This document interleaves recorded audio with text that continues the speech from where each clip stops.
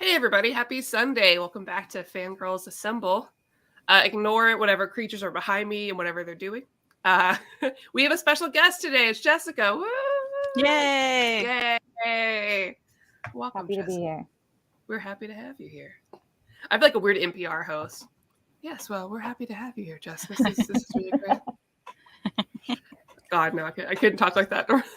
I would love it though. It's so soothing. That's the best Sunday morning. Yeah. We need to do a comic show like that, but we'll have to like really keep any excitement down. Yeah. Yeah, we read Mazebook by Jeff Lemire. Fantastic artwork. You really see no. But before we talk about Mazebook, we should talk about our sponsor, InStockTrades.com. Kristan, do you ever wish you'd get your books up to 50% off? Every day of my life. And free shipping is so difficult, right? It's the worst. Like, where can you even get it anymore? I don't even know. Just kidding. InStockTrades.com. If you spend $50 and live in the United States, free shipping, girl. And if you buy less than that, don't worry.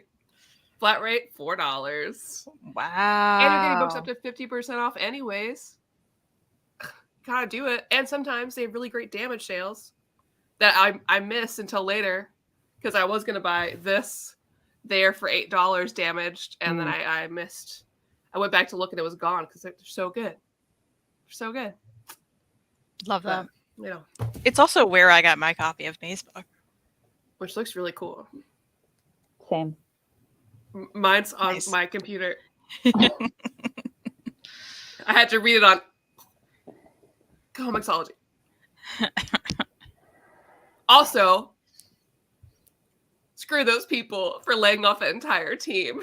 They had a good system. They bought it and they ruined it. But we don't need to talk about that. Layoffs make me sad. Anyways, we're here to talk about Mazebook, a book that'll also make you sad. I mean, the whole time? Maybe not. Not the whole time, but part of the time. Let's say hi to the chat first. Hey, awesome people. Jessica is here. She is here. Dark Wayfair. Hey. James did win this time. Omni Maddie's Vault or whatever. James, I appreciate the time you take to choose the related emoji for the show. Yeah. It's very cute, honestly. I really like it. So, have both of you read this? Like, I'm assuming it's like a second read for you guys. Yeah, you may assume that, but I didn't read it again. However, I read it last year. You read it very recently, though. Yeah. So we're good. Yes, this is my second time. I did the homework, not to brag or whatever. Wow. Yeah, it's my second time. This was my favorite book of 2022. Oh wow! So mine too. I don't know how long ago I read it, but I will say I got even more out of it the second time. So when Kristan does get to the second time, that will be the case for her. Yeah. I may do it after this. No, if anyone was going to, it'd be Kristan. But no, here's the deal. I'm still mad about it because it's not worth $125.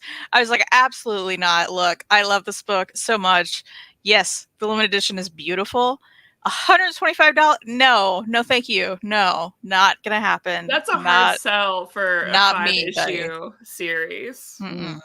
Yeah. If it's not oversized or like, that's a hard sell. There was like embroidery on the cover with the thread, so it's very cool. pretty. That's really cool. But $125 pretty? No. Even Kristan has her limits. Yeah. It did have a ribbon, which I don't understand. This is the least they could have done. And it could have been a yarn, like string ribbon. Yes, it would have made total sense for the... Yeah, I'm with you. They should let us design books. Truly. I would pay $5 more for this, for a ribbon. Oh, hell yeah. Absolutely. I love the cover price $30. I mean, that's not bad. Like $5... Come on. That'd be a good show idea. Just what makes the perfect collected edition? Or always like, ribbons. We all pick some of the ugliest, most upsetting books in our collection and try to say what we would do to fix them. Oh, Upgrade Soul Collector's Edition. Okay, hold on. Are we doing this next month? Because I'm about to write it down. Like, this needs to happen. Yeah, I would do that. Because I'm still upset about Upgrade Soul Collector's Edition. Same. So yeah, how we would like fix or upgrade or change in good way. Yeah, I love this. Let's do it.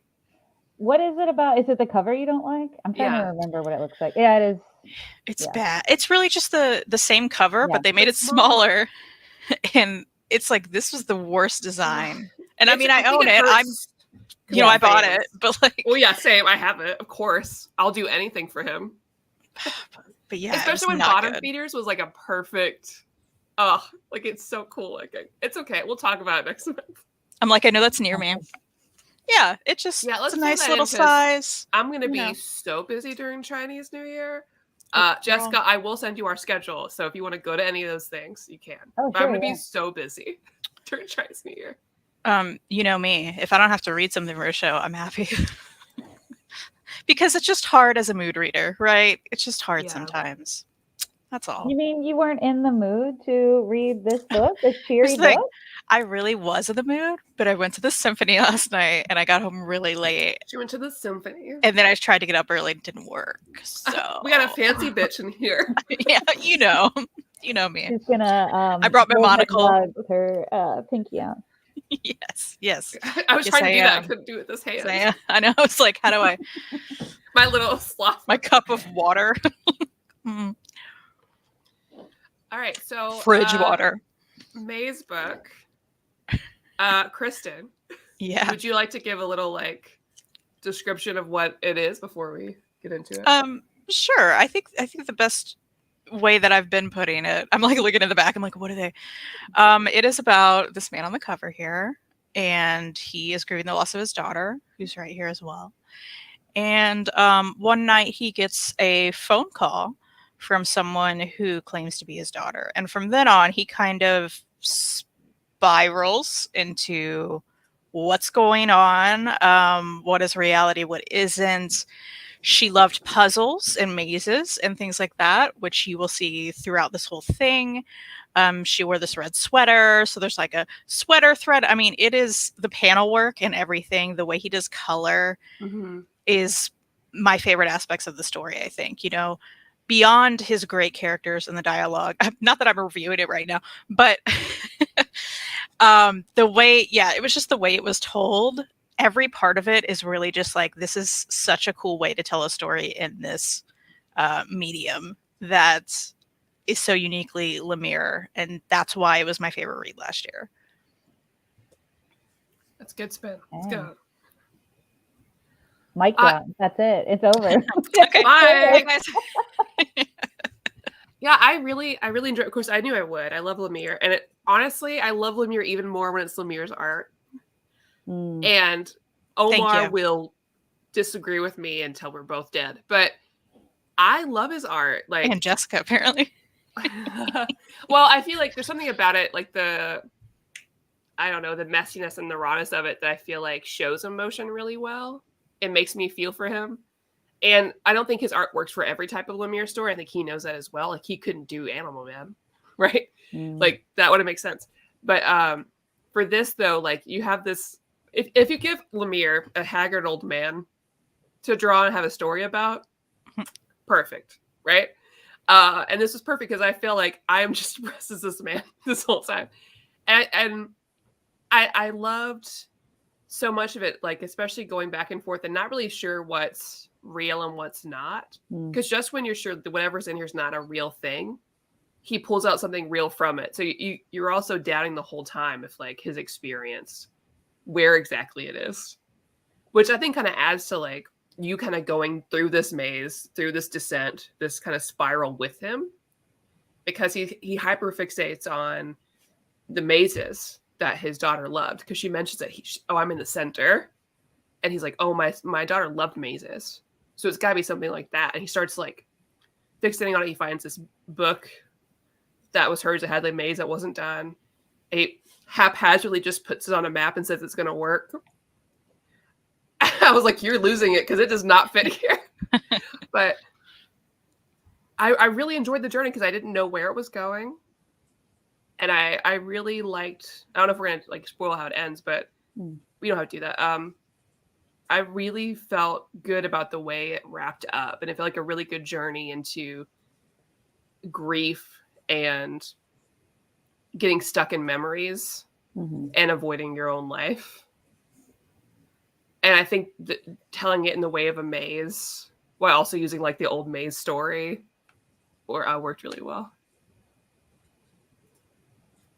Yeah, I agree about the art. I am not a Lemire art fan, but I think it works best for me. This I couldn't help but compare to like Royal City is also a much smaller story and more intimate story, and one that deals with a lot of big emotions. And I completely agree. Like the line work and the style, I think for me, work best in those sorts of stories. Underwater Welder also to an extent, I think would.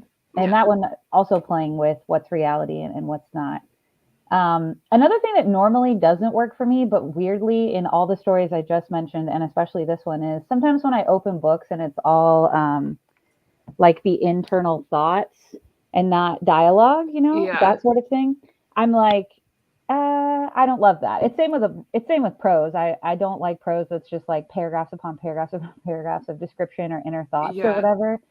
But for some reason, it was never overwhelming. And I think in all of those stories, and this one as well, he is so great at capturing really big, complex human emotions in the most simple and poignant ways. I mean, you talked about the way that it's opening up is he's like, I don't really see or recognize anyone's face anymore. I don't remember my daughter's, but I'm also not paying attention to the world around me. And he talks about how routine kind of saves you, but eventually routine will totally make you disappear from your own world as well. And it's just like every page, it's like maybe 3 sentences, and you have now learned so much about him and also identified with gems of like universal truth in there. And so I just think like that normally doesn't work for me, but I think that's one of Lemire's strengths, in my opinion. And the stories I respond most to with him have that same style. So that was a huge part of this experience for me. Oh, absolutely. There's just so many levels to each thing that you could really live in here forever. Like, I keep thinking about how they had this conversation, him and his daughter, before she passed away, where she was talking about mazes, and he'd struggled with it, but she always knew how to get through it. And she said, you can't look, if you look at the whole picture, you're going to get lost.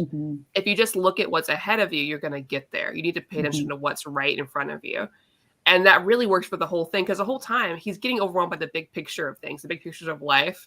And he's not looking at what's in front of him and like actually moving forward in a path. He's just stuck at this big picture. And I think that's so profound. People say comic books don't have depth to them. They're crazy. They should be reading things like this.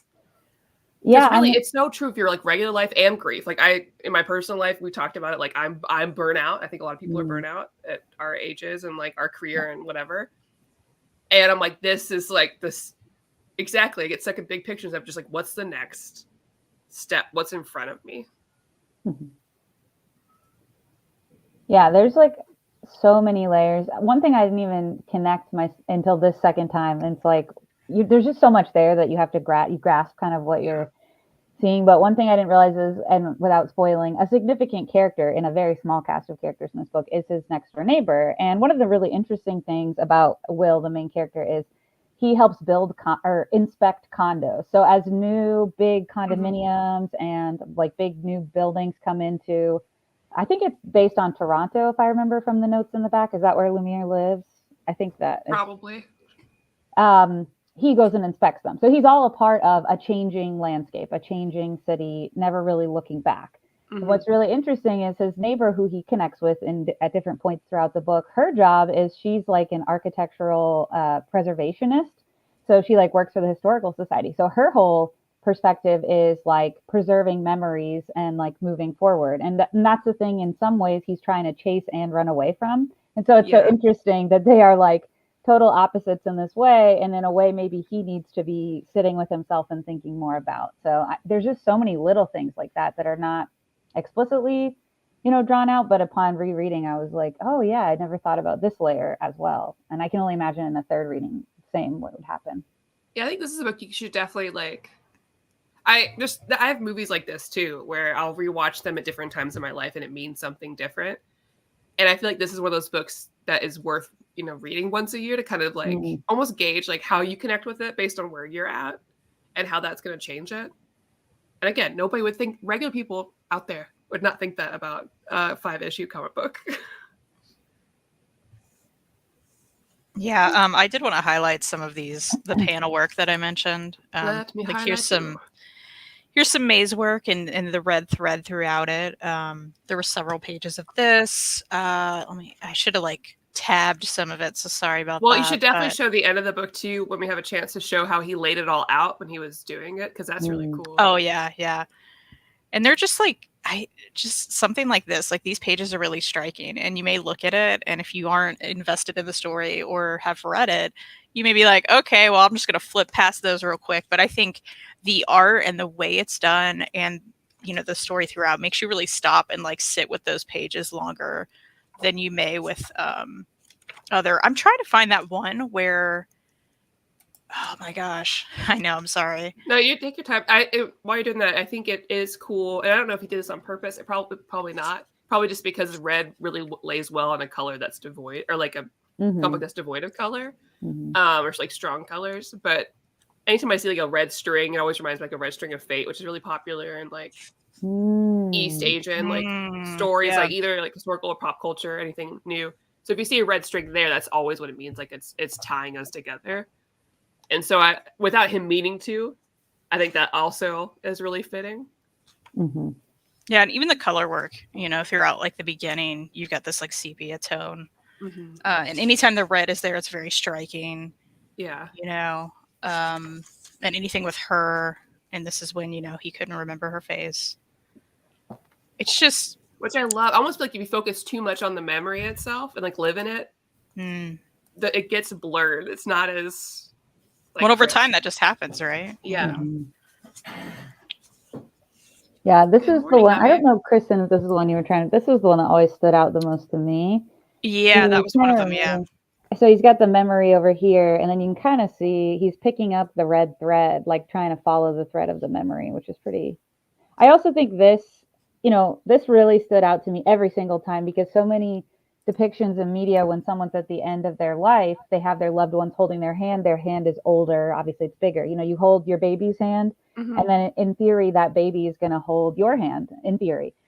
Here we get that tragedy of he holds his baby's hand, she's gripping as babies do, and then he's holding her hand, but it's still small, it never got the chance to age, it has all of the IV needle in it. And I think that's just so poignant, because that's an image we all know, whether that's your own experience or someone you knew, this is a universal thing that we kind of all understand, that cycle of life. And so it's really stark when you're looking at it, and that's not how the cycle should go. And that just stuck out to me like every time. Mayor, I'm right there with you. I read this book digitally. I think I need a physical copy to appreciate the art even more. I love Lemire's artwork. I agree. One of the things I'm doing this year, I've talked about before, is like making a little Excel sheet of like the books I have and the books I definitely want in my collection. Like really going through and thinking, if I want to have this like little library, what is actually things that I want to have here that speak about me and, that I really enjoy. And this is definitely one of them I want to make sure. Well, and all Lemire stuff, honestly. Especially Animal Man. I don't have. Oh, Maddie. I know. I love that book so. I want to reread it, I think. I just love it so much. We could reread it and talk about it again, and people would be like, what are you doing? I want to have Elliot read it. I think he'd like it. Yeah. Elliot's going to be on the show, by the way, on Over Read on Tuesday. Oh, what are you reading? We're reading Trinity of Sin. So I guess we didn't know that that's like an arc in New 52 DC. We just picked up all these books that are like Trinity of Sin related. Or sorry, the Trinity War, I guess is what we're doing. But we have all these Trinity of Sin trades from Ollie's. Oh. You pick up some and you're like, I guess you want to complete this, just see what it is. Because like Fam Stranger, Pandora, and The Question. Well, it's hard when they're like $3. It's like, yeah, let me just get that and try it. Yeah, and we've had these forever, and we're like, we should just read them. And then Elliot tried. He read the first trade. He's like, a million things happen. I have no idea. And then we looked up. It's a part of a bigger arc, and we're like, okay, so we're gonna read the Trinity War. So catch Elliot on the show. So I'm gonna have him be on the show more. Anyways, back to the book. Can we at least? I don't want to spoil the end. But I really want to talk about when it gets to the center of the maze. Is that too much of a spoiler? Like, I And maybe it is. I don't know. I mean, to me, there's no way to spoil this book. I don't, me personally, but I also don't want to ruin anyone's experience if that's how they read. I will say the setup of the book is, like Kristan said, he thinks I've got to find my daughter by going through this maze. And whether he finds her or not, or what that looks like, the reality of the book is he finds himself. That's the act of going through the maze, is he finds himself. How he does that in the encounter he has, might be a bit spoilery, but I mean, I don't think it's a spoiler to say, through the process he finds himself. That's the journey of the hero, So I guess what I'll leave it out. I do want to talk about the Minotaur, because like, I don't know if you can hear my stomach grumbling. I'm sorry if that came across the microphone. Usually the past 2 weeks, Jimmy John's has been delivered to me mid-show. Which is fun. I was glad that they brought this in here because, very rarely do you have a maze book and not talk about, the Minotaur and the old maze myth. In this story, the Minotaur is a couple of things. It's one thing is just the monsters that he talked about, how his daughter was scared of monsters before. And, she never got to grow old and the monsters just stayed. And so and that's where he says where he faces the Minotaur down there. But the Minotaur is also this man that he runs into. So there's just kind of half and half where I'm like, is this guy, did we just beat up a real guy? Like, did we just...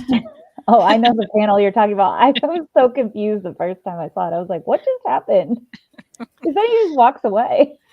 Yeah, and that was interesting because I didn't delve as much. Like I delved a lot more from like him talking about his daughter and monsters and things, how the monsters are there still. Almost like she's not there to be afraid anymore, and he's stayed afraid because he talks about how brave she is. But I didn't get as much. I don't know if you guys did from the man he ran into. If there was more to that, or if I just read fast through it. Because he has a Minotaur tattoo.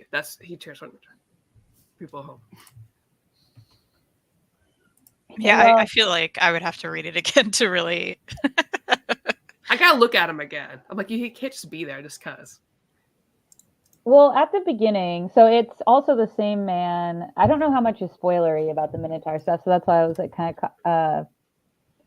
To me, that person who is a person experiencing homelessness, it's the same person at the beginning who asks him for change, and he appears during a series of panels where they're trying to explain. Will's like, I don't see people, and he walks by this man who he doesn't notice at first because he's like, in his own world. Although I would argue that happens a lot with people who are walking around the city. They try to avert their eyes to things for different reasons. But the man says, can you spare some change? He's like, no, sorry. And the man says, you have nothing to be sorry about. And then he keeps appearing. And I'm not sure, to your point earlier, how much of it is real. There's also a dog that I'm not sure when the real dog pops in the story or when it's not. And so that part is, we'll leave that out for everybody because that's interesting. I loved that. I mean, I'm a dog lover, so I loved that part. And I loved, blessed to Kristan, but I always love when to talk about dogs, people throw shades at cats. I like it the other way around too. I think it's a fun tale us all this time. I mean, I have a dog tattoo, so I also love to know dogs. But yeah, those people, there's a lot of threads actually that connect from the beginning of the book through the end that every time I think you can see more and more. But yeah, he's that same person though, who's asking for change. Oh man, speaking of threads, it would be a really cool, man, I don't do embroidery, but I could. It'd be really cool to make like a shirt or a sweatshirt where you have like Mazebook, but you just do the you embroider it on like the shirt. So you have like the Mazebook and then the maze. That'd be really cool. That would have been better than a $125 book. Yeah. I might remind me of this eventually when I have a new job. Okay. Hey, Mark. Just so you guys know, Mark is like snowed in. Oh wow. He sent me a picture of he was out with his dog and like his beard got covered. When it's so cold that your hair gets icy. I hope you stay warm and safe, Mark. We got some ice and everything got canceled here. It was taking colleagues of mine like an hour and a half to get to work, which is crazy because here it was fine. Yeah, I was like, I don't know, it's fine here. Wow. But, you know, Kentucky, we get ice storms and stuff. So in mountain roads, everything gets canceled. I have all these floppies. What a tearjerker, especially I have a daughter who spent a lot of time in the hospital. I can imagine. I feel that way with any like dad story. It's going to get me every time. Luckily, this one was inverse. You're with the dad, and I was like, I'm going to be safe. But if it was the other way, I'd be like, and then, you're getting the new Red Sonja Omni coming out in July. I didn't know about it. I'm behind on Red Sonja. I love her, but I never know which of the Dynamite. This is some Dynamite shade. As a Dynamite fan, I never know which Dynamite stuff is going to be good. It is a crapshoot, to be honest. Like, you just don't know. Is it going to be really good and honor the character, or is it going to be like exploitative in a way that's not fun or empowering, like some Vampirella stuff? Like most of it, except for Kurt Busiek's run, everything else is Christopher Priest. Gross. What was the one we read? What was that one we read? We read a bunch. I have no idea. We just read that like chunky trade. It was not good. It's not good. Yeah. I hated it. Oh. Maddie can't read that on me. She's too busy reading $3 trades from Ollie's and and a lot of prose. I'm reading a lot of prose because I have my low dopamine mornings. So I've got the I already forgot what it's called. The throne one I told you about. What's it called, Jessica? Oh, the Jasmine Throne. Yeah. So I just started that.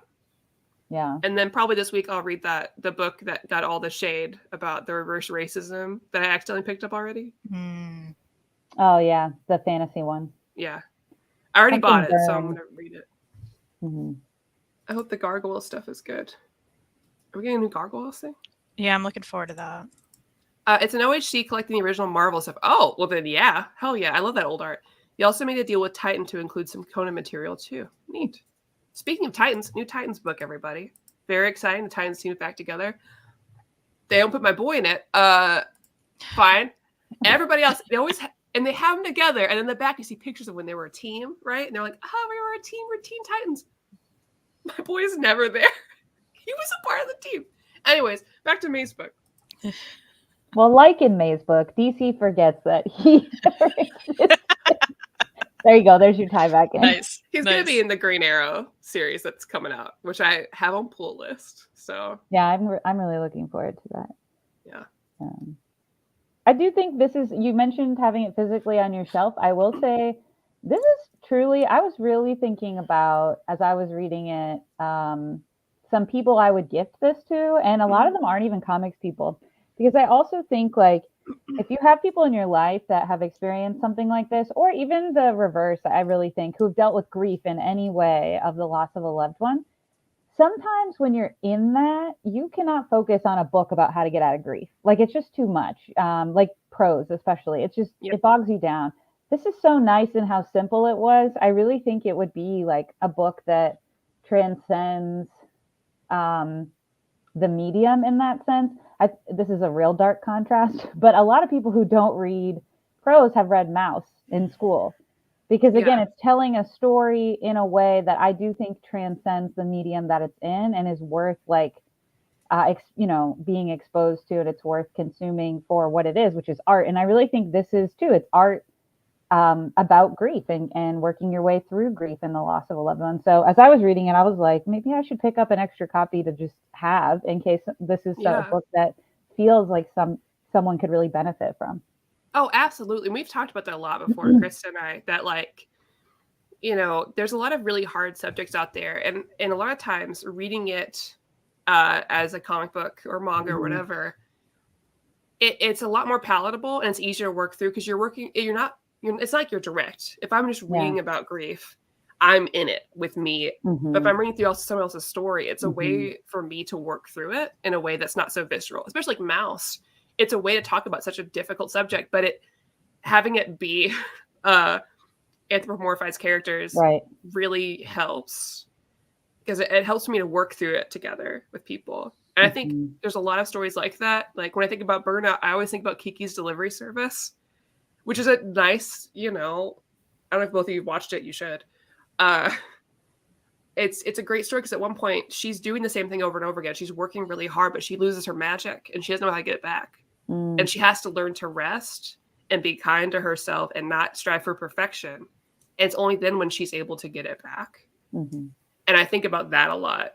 And so there's ways that, like, I agree, these can be it's a very helpful medium to have those discussions through. And we see that too with, like, I mean, there's even X-Men stories, right? We have talk about, like, racism. Yeah. It's a lot easier to read that and work through it than to read about, like, a real thing that happened. Comics are political, everybody. They always have been. Political. And that's that. Yeah. Make a t-shirt. We can all get one. I've got a Cricut. Let me just start making us some, like, just throw fun a ton t-shirts. of t-shirts on there. Yeah. Yeah.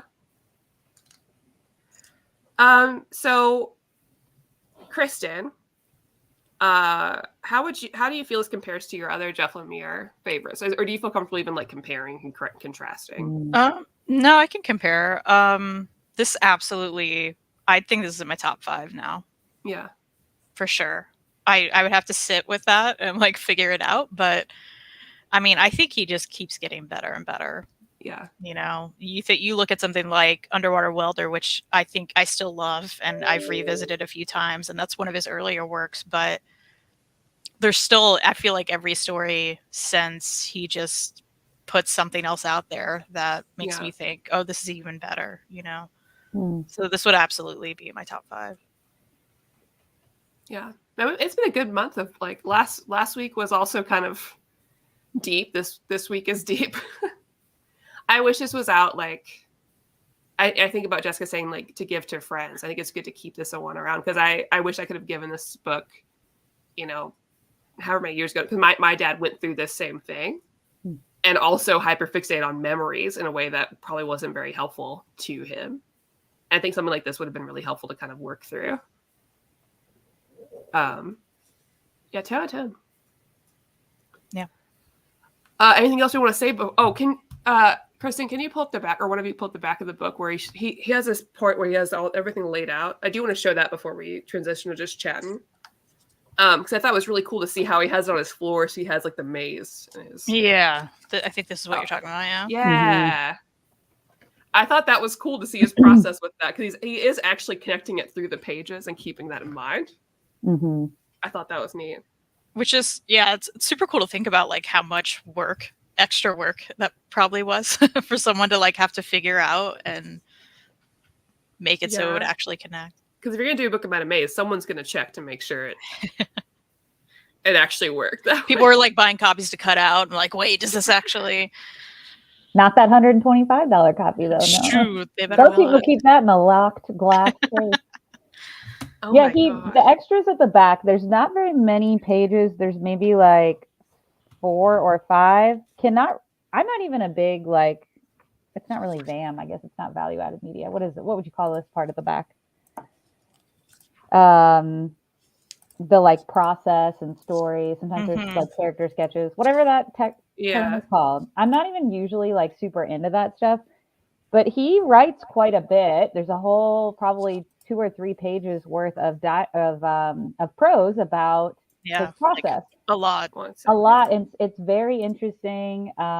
But one of the most interesting things is he talks about how this book and the idea for it kept creeping in. He was working on other stuff. One of them was Skulldigger, which was great, by the way. But he kept doing that, and he's talking to a friend. He's like, just put what you're doing aside, because you have a sense of urgency to tell this story, and, like, those are the best stories. And that comes through that comes through, because to me it's, like, really a perfect, I can't think of a thing wrong with this book. And I do think those books often come from, yes, like, a painstaking process, but also, like, a sense of urgency to tell a story usually makes it tight and impactful and, like, concise. And I think that shines through. So I would really recommend reading through a lot of that process stuff in the back, because it's really interesting. I do want to show pictures of the special edition for people that were curious about it, because I was curious. It is, I mean, it is really beautiful. I do like that there's a ribbon in, like, the red pages. But yeah, I agree. $125 is a difficult. But man, if you ever got a deal, that's beautiful. I bet that feels good on your face. I bet it does. I will say that the special edition promotion is what got me to buy the standard version. I wonder if Omar has a special one. There is. Going to. I don't know if we show really. It's hard to show on camera, Kristan. I don't know if you can get a better angle. This is actually a textured maze. The part where she's in there, it is really hard to. These like lines, they are. It's like spot gloss, yeah. Yeah. Ooh. It's hard to get the light to show. It's so hard. I'm not sure mine will do it either, but yeah, you can kind of see on the edge where Kristen's doing it. Oh, there we go. Okay, yeah. Yeah, there you go. Right there, you can kind of see it. Ooh, so it's like that's cool. It's a clear maze. That's really cool. Yeah, I'm gonna have to get it. I want like a little Lemire section. There's certain like people now I want like to as I reorganize again, have like little spotlights. A little Tilly Walden section, and then Zoe Thorogood forever. Now, have you read it Her yet, 2 books? Jessica? No, I have to say, I hope Mary's still in the chat. So I was really eager. I did catch up on watching Kristen's show with Mary. What is the name of that show, Kristan? I mean, we just do reading updates. We maybe should name it. But Kristan and Mary Hour, which is one of my. I watch it on Fridays, and I love it. It comes on Thursday nights, but I'm never there live. But I saw on Goodreads where Mary had rated it a bit lower, and I hope she's okay with me saying this. She did say it on air. Yeah, I thought so. I was like, maybe it's okay. I don't know. Mary, tell me if I need to put a gag in my mouth or something like that. Never, not expose you to vitriol, but. I saw that and I was like, I'm not sure because I looked the book up and I saw some pictures and I watched you all and Reed talk about it. And it felt like one where when I was even listening to you review it, I was like, this sounds like a book that I would think I would love and then get it and it would just fall flat for me. And so when I saw Mary's response, her rating, I was like, I don't know. So what I'm going to do is I am going to read it. I have every intention of reading it. Mary, just tell me to stop. It's going to get you in trouble with the internet. But I'm going to read it. But I'm going to let the hype die down. And I'm also going to read her first book first. So I think doing that might help me. But I support your section. I have a little Terry Moore section with little art by it, and I love it. So I love having little corners for folks. I do worry that we got so excited about it that I will oversell and it'll ruin. You know what I mean? So it is good to wait. I don't know. People love it. The internet loves it. It came on a lot of top lists. It was on my radar before it became your new evangelizing book. It was on my radar. Yeah.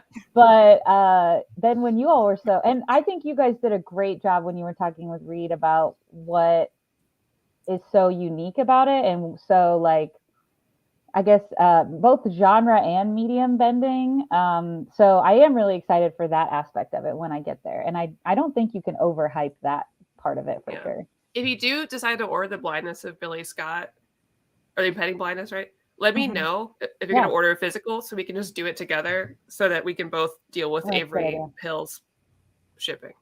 Okay, I will. It hasn't been too bad in the past. I just don't. If you have to pay for shipping from somewhere, I don't know. I just want to let go when it was somebody else.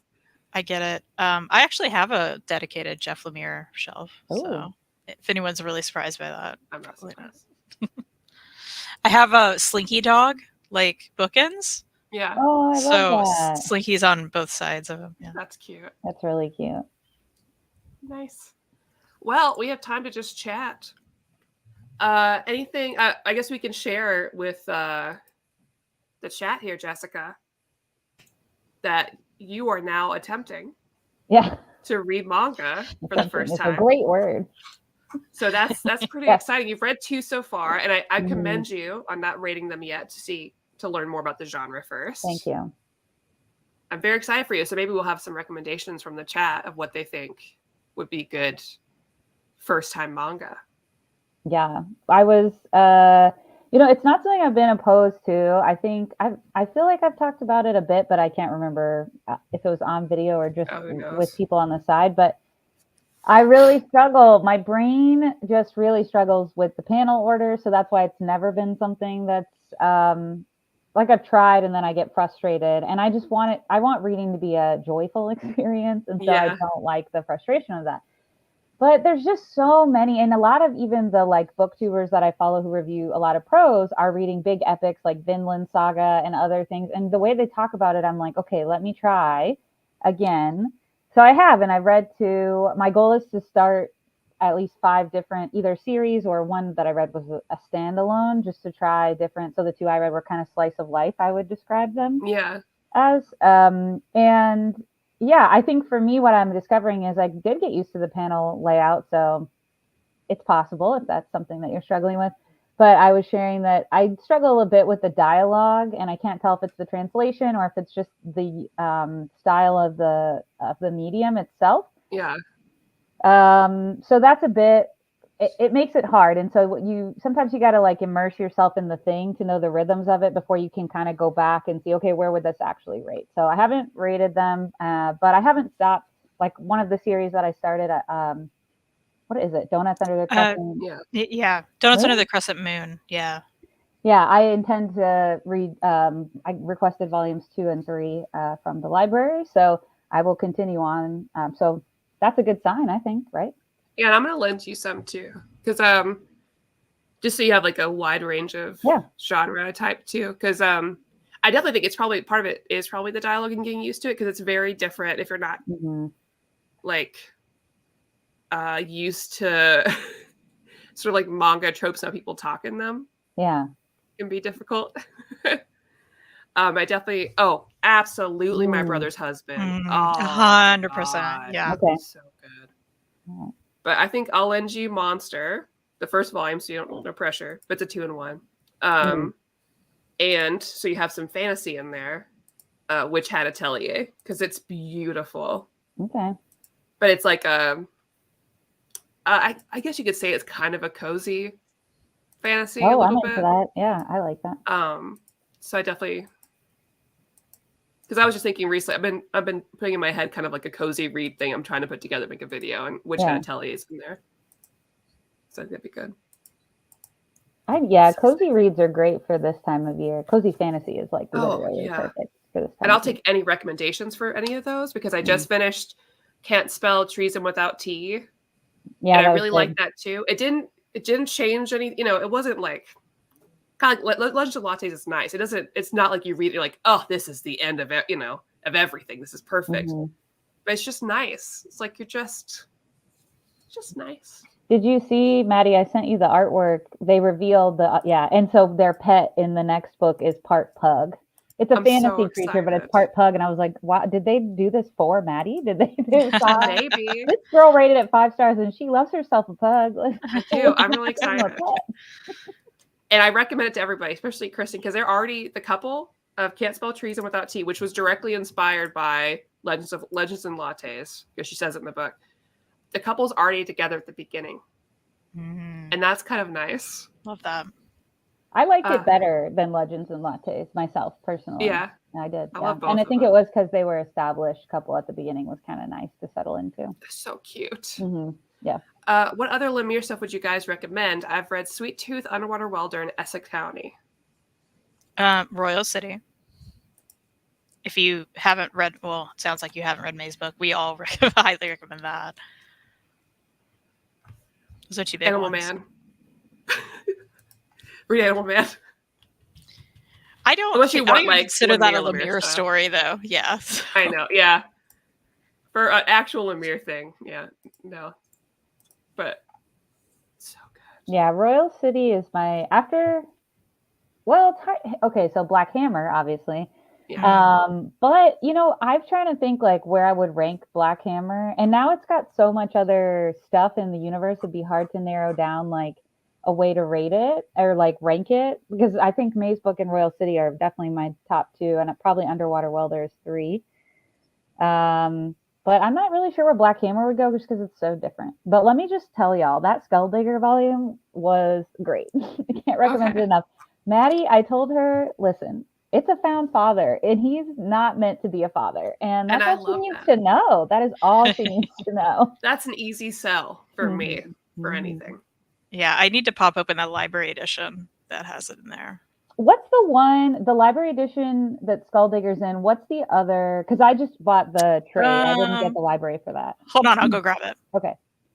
There's also, if you're a Renee Montoya fan, as I am, a massive Renee Montoya fan, there's like a character definitely directly based on Renee Montoya in the Skulldigger volume. And it kind of makes me sad because a lot of those World of Black Hammers feel like they're just 1 to 5 issues and done. And Yeah. there's so many of them that I'm like, I kind of wish there would be like a part 2 of this, not just that one. Yeah. But Skulldigger's probably like pretty high up there, I would say, in my World of Black Hammer runs. Probably number 2, I would say. Yeah, that's my kind of reading goal this year, is to actually read through Black Hammer, because I read some of it and I loved it. I haven't read it anymore. Yeah. The other one is The Unbelievable Unteens. Okay, I haven't read that one yet. But they're on the cover of the Skulldigger. Lemire's Hawkeye doesn't get talked about enough. I thought it was great. I agree. No, he did Hawkeye. Or did It was right after the Fraction run. And a lot of people are like, loved Fraction so much that they're like, Lemire. But I liked it too. I'm sure I'd like it. I love Sentient. Oh, Sentient's so good. Yeah. But we know that I'm a TKO fan forever. Fight people in the streets about it. Mostly just the banks, right? Yeah, they made it to where we have to go so hard for TKO because people hate the banks so much. I love the banks. Yeah, I thought it was good. What happened to? Did it ever get adapted? Wasn't it supposed to be adapted? It was supposed to be, but it dropped out. I don't remember hearing about it after. But you know, so many of those get greenlit and never happen, or they'll get optioned. What I would love to be adapted, and I want to just do an on-air apology to Maddie really quickly, because when she evangelized about Flung Out of Space, I was like, girl, no, because I want you to know, I'm kind of like a history. I love old Hollywood, Matt. Yeah. Or there we go. I love old Hollywood. That's like a thing I'm very interested in. And I know a lot about Patricia Highsmith. I love a lot of her works, like Talented Mr. Ripley, Strangers on a Train. I actually don't really love The Price of Salt Carol, which is like, I know, some kind of crime in the queer community, but I'm not a big fan. Either way, I know she's notoriously like not the greatest human being. She was pretty anti-Semitic, racist, and this is not like a thing that you can interpret. It's like directly on page in her life.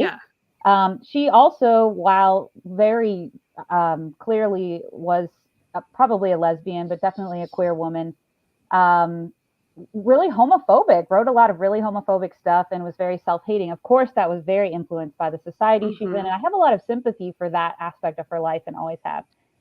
But I thought, like, if I'm going to read about that, I would want it to be this thing that was going to be really fleshed out. I was thinking there's no way a comic could handle the nuance of that and be something I would be wanting to pick up. I might read a book about like the psychology behind that.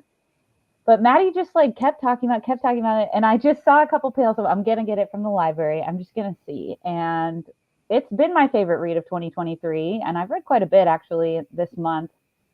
But I cannot like express enough how much it captures also the mood of the time. It felt so noirish and human, and it was done with such love and care. All of the awful things were very like in there, and they definitely start out with that sort of little essay at the beginning to say exactly what they think about her, the authors and the artists. But it was really impactful, and I was like, this, as I was reading it, it was so moody and immersive. I was like, this could be a movie about her life. And really now is the time in a way, because we are having this conversation about artists and art, and about how, especially looking back at someone like her who should have a lot of sympathy for living in such a homophobic society, of course that's going to be internalized, and what that does to a person. I think we can tell those stories with a lot of care. And I was like floored at how well they handled it. So my on-air apology about that. I'm glad you liked it. I would love to have an adaptation of that. I think that now is the time for that. God, and the art's great. That's one I think it's in the library because I requested it before it came out. Thank you.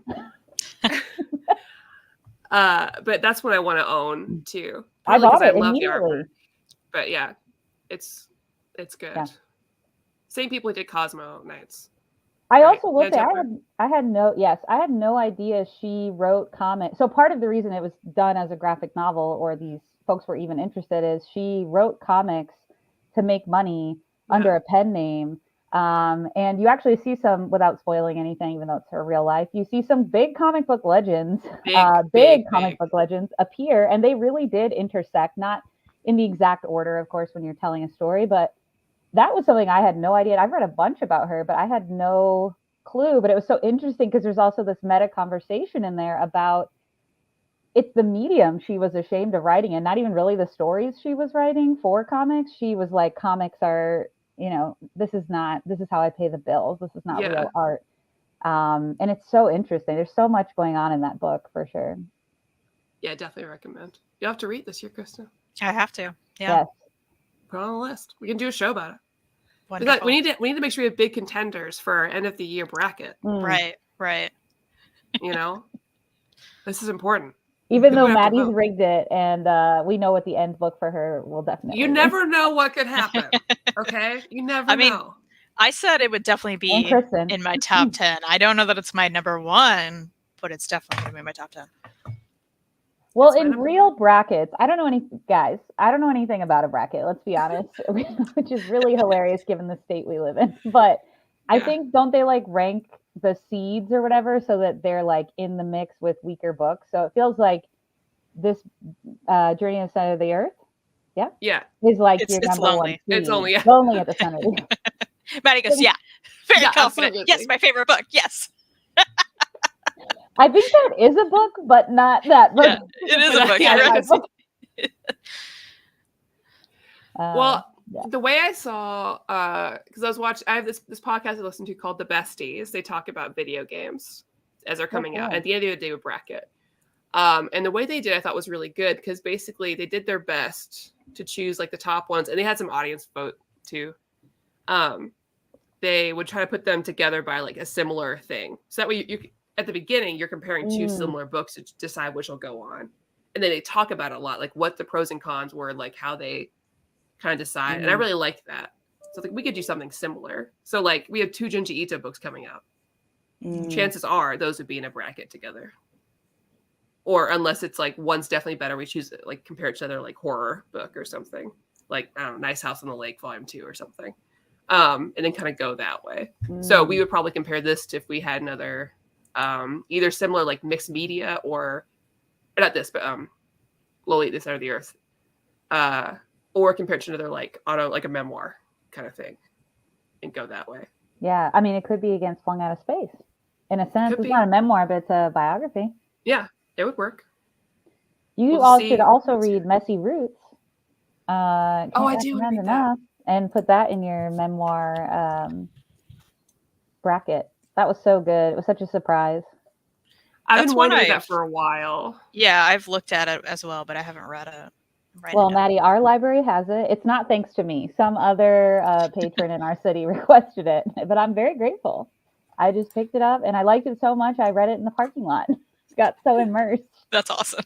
That I was like, I guess I'm done. And I returned it before I left the parking lot. They were probably hilarious. Like, wait. I'm sure that happens all the time, though. That's so funny. Well, it's about time. This is great. We all loved it. You should check it out. Check our sponsor in stocktrades.com. I can talk. And next week will be Halls and Reads. And I have read things. Hey. Some of that is prose, so you're going to have to hear about it. I'm ahead of my reading goal, which I made very small this year, which is just 100 books. Good for you. That's good. That's self-care. Yeah, it is. It's getting me through. So have a good Sunday, and we'll see you all next time.